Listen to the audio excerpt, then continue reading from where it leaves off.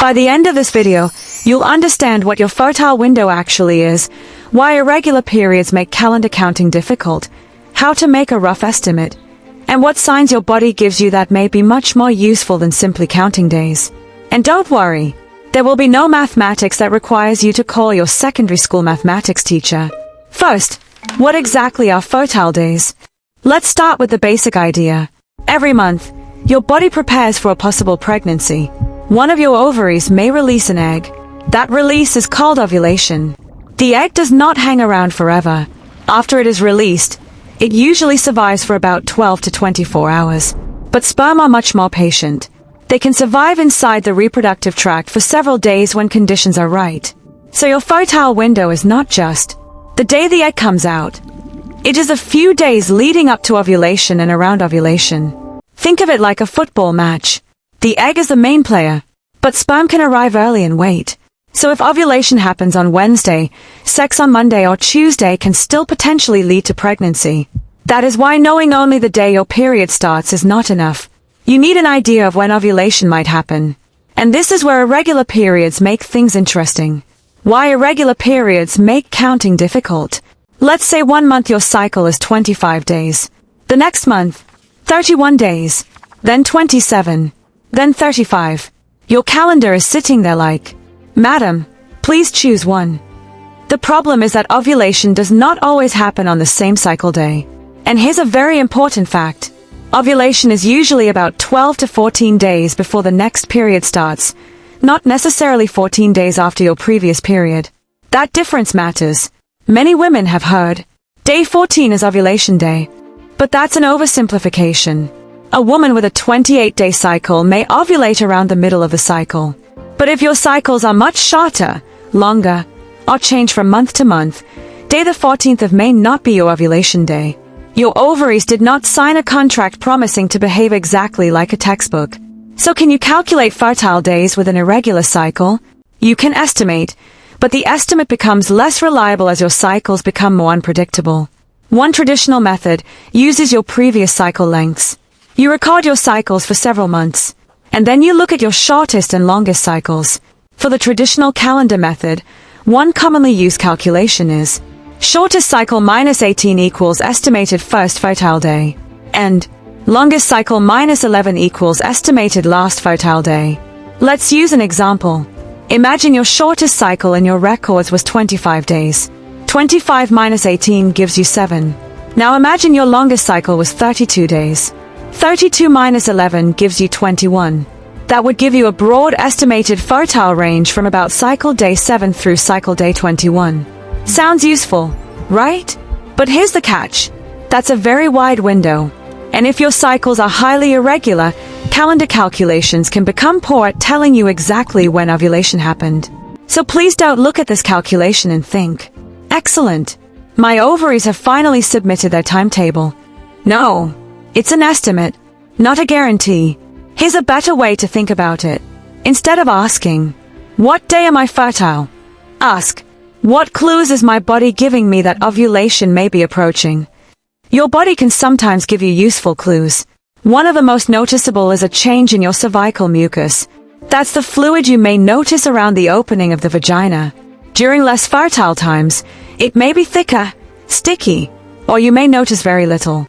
As ovulation gets closer, some women notice mucus becoming wetter, clearer, slippery, and stretchy. People often compare it to raw egg white. And honestly, the human body has some strange ways of sending notifications. Your phone says, "New message." Your body says, "Congratulations, here's some stretchy mucus." But that mucus can be useful information. When it becomes clear, slippery, and stretchy, ovulation may be getting closer. That can help you understand your fertile window better than simply staring at a calendar. What about ovulation test kits? This is another option. Ovulation predictor kits, often called luteinizing hormone tests, look for a rise in a hormone called luteinizing hormone, or LH. Luteinizing hormone usually rises shortly before ovulation. So if the test becomes positive, it may mean ovulation is approaching. For someone with irregular periods, this can be useful because you're looking for what's happening now, instead of assuming your body will follow last month's schedule. But there is an important detail. A positive luteinizing hormone test does not prove that an egg definitely released. Some women can have hormone surges without ovulating. This can happen with certain hormonal conditions. So think of a luteinizing hormone test as a clue, not a courtroom witness. It can say, something is happening. It cannot always say, I personally witnessed the egg leave the ovary. Another clue, your basal body temperature. Now let's talk about something that sounds like it belongs in a laboratory. Basal body temperature. But it's actually simple. Your basal body temperature is your body's resting temperature. You take it at about the same time every morning, before getting out of bed, and record it. After ovulation, hormonal changes can cause your resting temperature to rise slightly.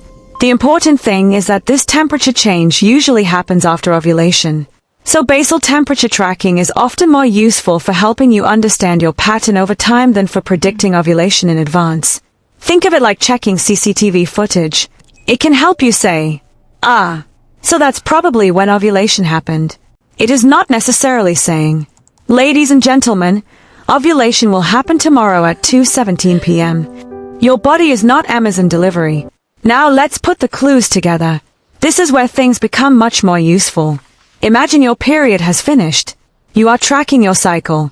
You notice your cervical mucus becoming wetter and more slippery. Your ovulation test becomes positive. Then later, your basal temperature shows a small sustained rise. Now you have several clues pointing toward the same part of your cycle. That is much more informative than saying, my friend told me everyone ovulates on day 14. Because your friend may have a 28-day cycle. You may have a 35-day cycle. And your sister may have a cycle that behaves like it has its own personality disorder. Different bodies can have different patterns. But here's the most important part. If your periods are irregular and you are trying to avoid pregnancy, please be especially careful about relying only on counting days. Why? Because the whole point of calendar calculations is that your past cycles help predict your future pattern. But when your cycle keeps changing, prediction becomes harder. And pregnancy can happen from sex during the fertile window even if you did not expect to be fertile.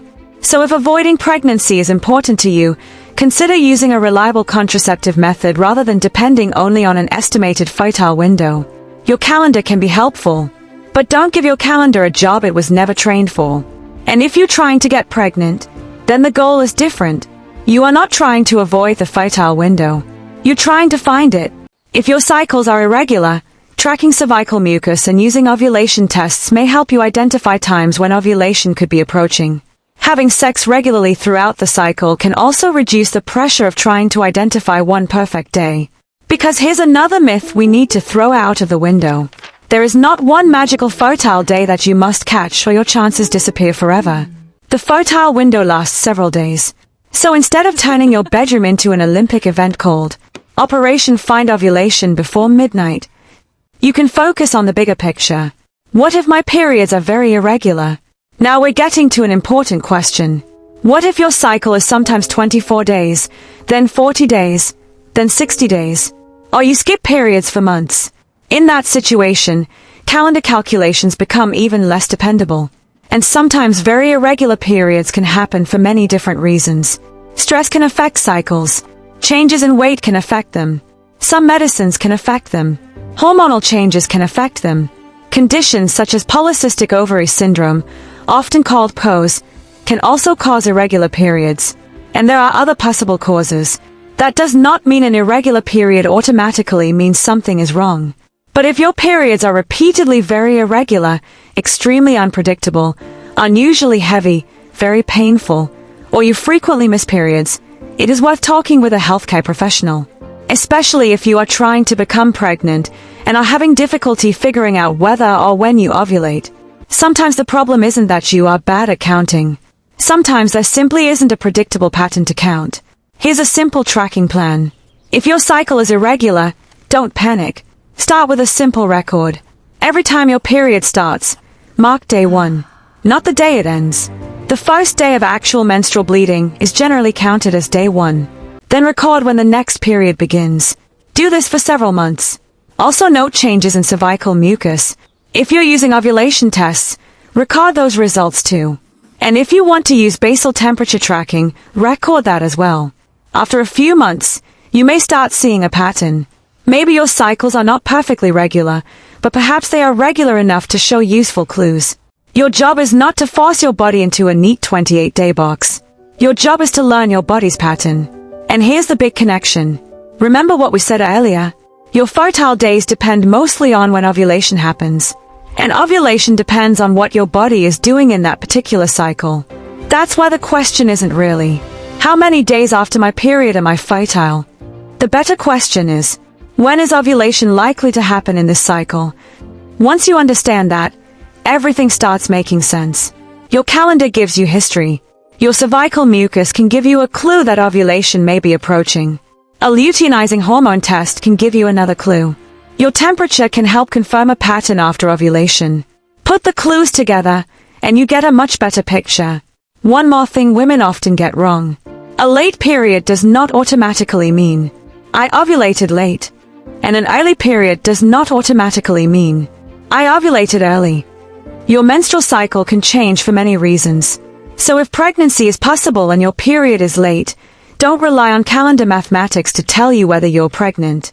A pregnancy test is much more useful for answering that question, because your period tracker app may be very confident.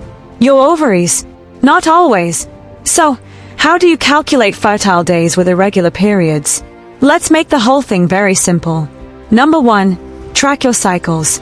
Write down the first day of every period. Number 2, look at your shortest and longest cycles. A traditional calendar calculation can give you a broad estimate, but it is less reliable when cycles are very irregular. Number 3, watch your cervical mucus.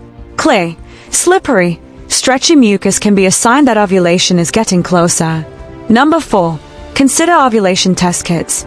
They detect a luteinizing hormone rise that often happens shortly before ovulation.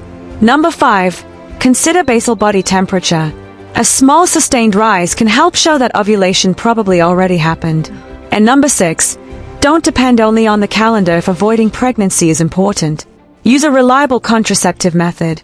And if there is one thing I want you to remember, it's this. An irregular period does not mean your body is broken. It simply means your calendar may not be the best detective. So stop asking your phone, which day am I fertile? Start paying attention to the clues your own body is giving you.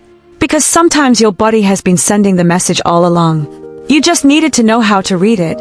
And please remember, tracking fertility can help you understand your cycle, but it cannot guarantee that you will or will not become pregnant.